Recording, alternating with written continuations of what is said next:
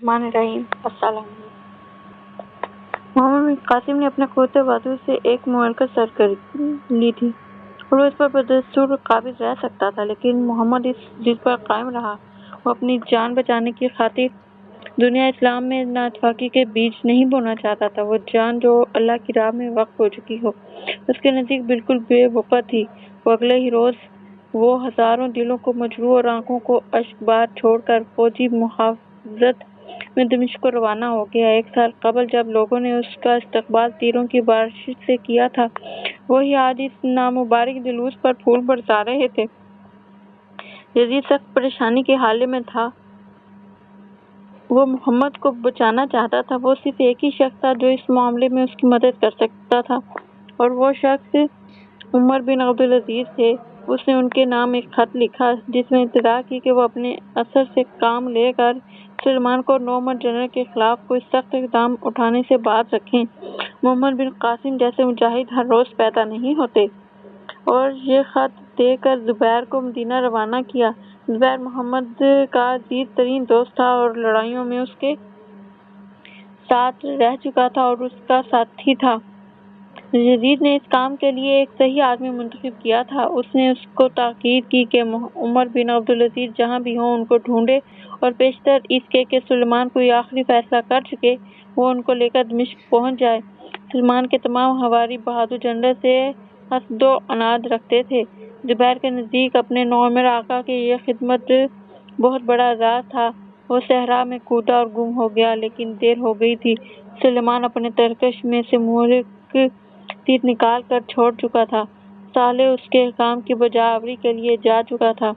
उसका काम बहादुर जनरल को रास्ते ही में रोककर उसके मासूम खून से अपनी तलवार को रंगना था, और ये एक ऐसा बदनामी का दाग था जो किसी सूरत में सुलेमान के नाम से मिटाया नहीं जा सकता था। ताहम दानिशमंद और नेक दिल उमर ने संग दिल खलीफा को राजी कर लिया और उसने अपना हुक्म मंसूख करने का फैसला कर लिया।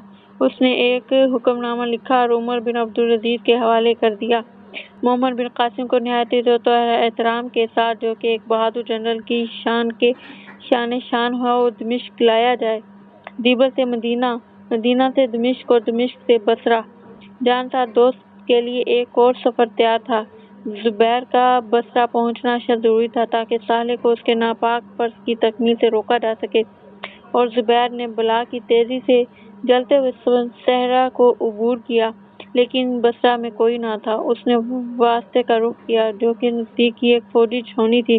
वह अभी बस्ती के करीब ही पहुंचा था कि उसने एक जनाजा देखा, और वो घोड़े पर से उतरकर आगे को लपका। वो बिल्कुल कमजोर और निढाल था। उसने हिम्मत करके एक नौजवान से साले का पता दरियाफ्त किया। इस नौजवान ने अपनी हक़ारत से देखते हुए पूछा, तुम कौन हो और तुम्हारा उससे क्या काम? मैं खलीफा के ज़रूरी काम लेकर आया हूँ, उसने जवाब दिया। क्यों? अब खलीफा किसे कत्ल करवाना चाहता है? अरब ने गुस्से में आकर पूछा। क्या? ज़ुबैर ने हैरत से पूछा। ये जनाजा किसका है? मोहम्मद बिन कासिम फातिह सिंध का। क्या तुम इसे नहीं जानते? अरब ने जवाब दिया। ज़ुबैर लड़खड़ाया और ज़मीन पर गिर पड़ा। लोग उसके गिर जमा हो गए और खलीफा का मकतूब पढ़ा।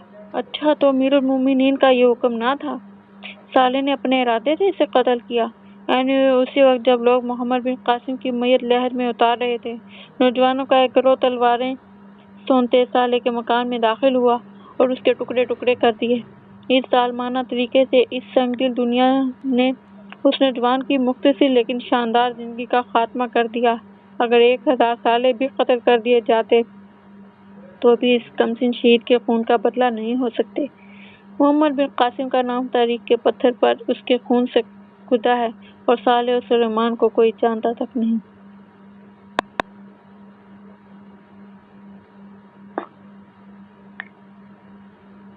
सदाकत की मंजिल का राही बनूंगा,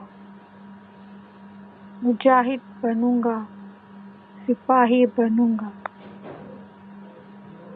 जो आएगा दुश्मन हमारे वतन में, तो उस तब मैं कहरे इलाही बनूंगा।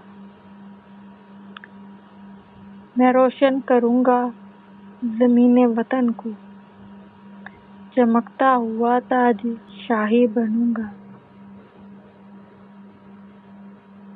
میری قوم کو جب ضرورت پڑے گی تو اسلام کا میں سپاہی بنوں گا، صداقت کی منزل کا راہی بنوں گا، مجاہد بنوں گا، سپاہی بنوں گا۔ جو آئے گا دشمن ہمارے وطن میں تو رستم میں کہرے الہی بنوں گا۔